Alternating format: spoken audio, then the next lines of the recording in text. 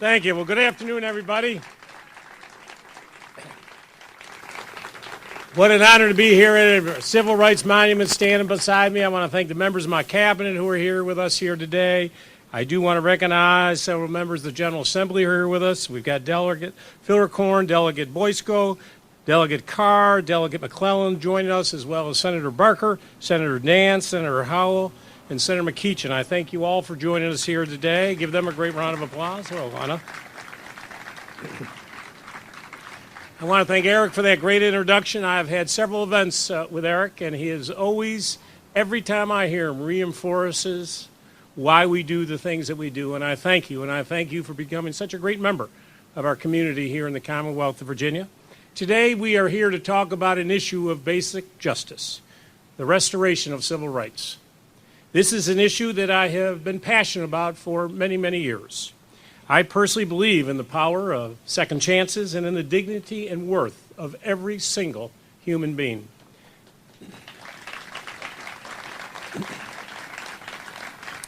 This nation began with Thomas Jefferson's powerful words that all men are created equal, that they are endowed by their Creator with certain unalienable rights, that among these are life, liberty, and the pursuit of happiness.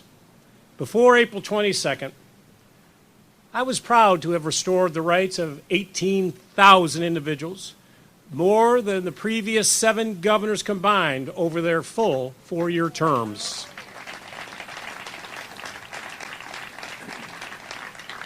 They included individuals like James Ray, a Vietnam veteran, and Eric, who we heard from today.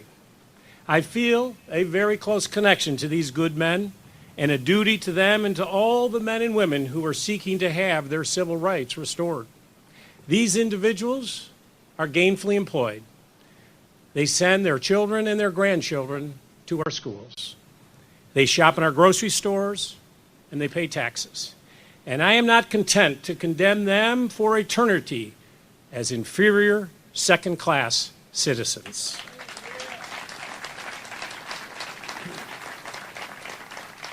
We worked very hard to improve the restoration of rights process throughout my administration.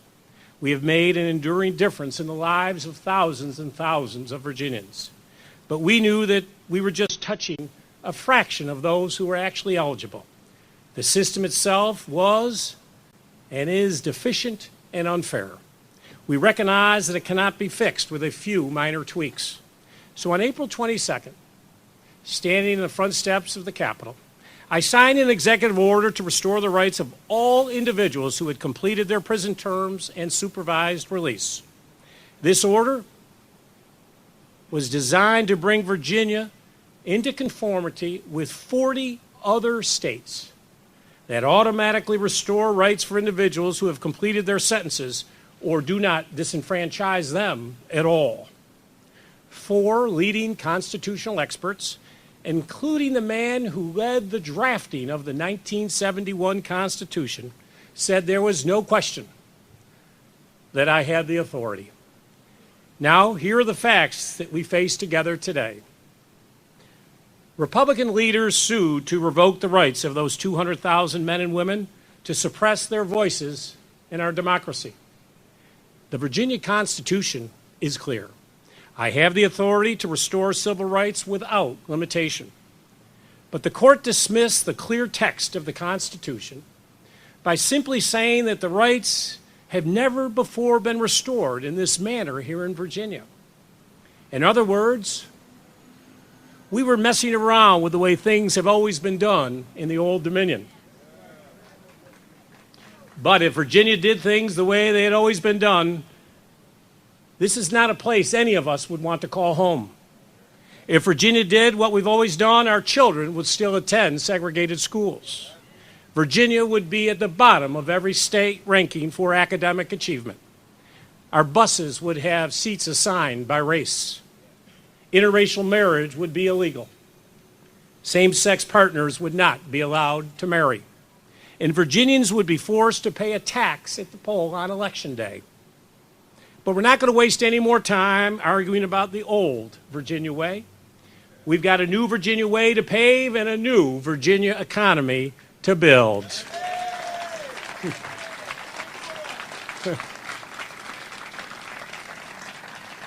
Now, as you know, I made a promise to the men and women of our Commonwealth, and I remain resolute in my commitment to them.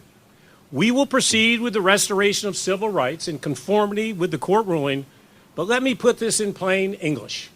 We will proceed. I will not stand down and allow discriminatory state laws to destroy the lives and families and destabilize our communities. So here's our solution. We have established a logical approach moving forward that is consistent with the court's decision and keeping with the practices of the past Virginia governors for the restoration of rights. We are using criteria that are objective, fair, and uniform to review eligibility. Our measure, and one measure that we will all work together on since the start of this administration, and let me be clear because people seem to be very confused, is a requirement that individuals complete their full sentences. Now, I know that there are those who believe that the governor should make certain individuals wait longer on the severity of their crime. I've heard that over and over. That principle, folks, is not found anywhere in the Constitution. And what happens is it leads different governors applying different subjective standards to Virginians who simply want a voice in our society. However, those critics should be relieved to know that our criminal justice system already reflects their belief that an individual's crime should be reflected in the sentence that he or she deserves. Those commit more serious crimes, of course, have longer sentences imposed by a judge and jury of their peers. Therefore, they must naturally wait longer to have their rights restored. With these core principles in mind, let me explain our process for moving forward. First, we conducted a thorough review of the individuals who had their voter registrations canceled because of the court decision. I'm proud to announce that last week, I approved the restoration of rights of nearly 13,000 of these men and women.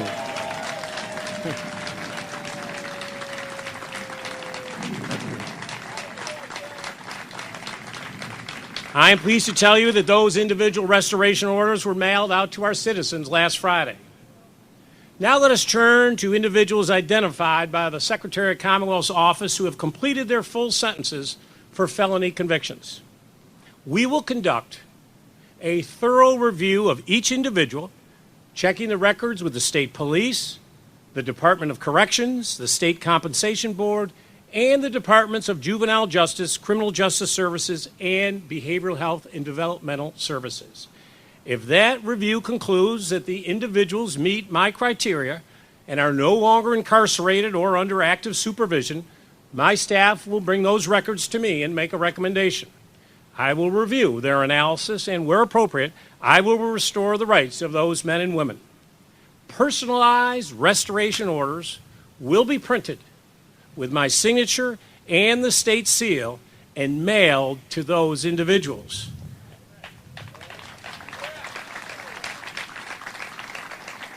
And we will include a voter registration application in each mailing.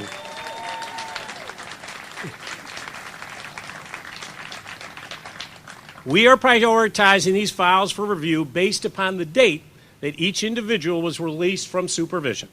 We'll restore first those who have waited the longest. Citizens who are eager to have their rights, they can contact us directly at the Secretary of the Commonwealth's office, and we will make sure that they receive an immediate review. So if you're watching here today, get in contact with us today, and we will move swiftly. In the interest of transparency, on the 15th of each month, we will release the names of the individuals whose rights we have restored. As you can see, we are reviewing each individual on a case-by-case basis.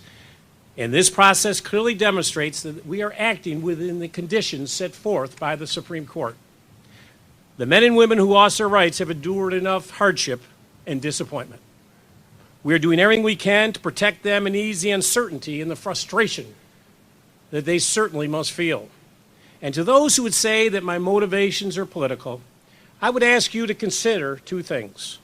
First, extending voting rights to individuals who are living, working, and paying taxes in our communities is not a partisan act.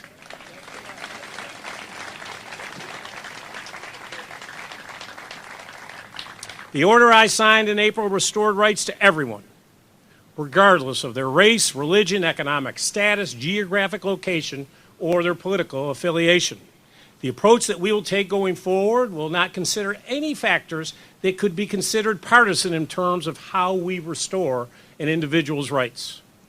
Every person who registers as a result of this order will become a potential voter for a candidate or a party who earns his or her support by offering a better vision for the Commonwealth of Virginia. So as I have said since April 22nd, to the Republicans and to the Democrats alike, go earn these Virginians' votes.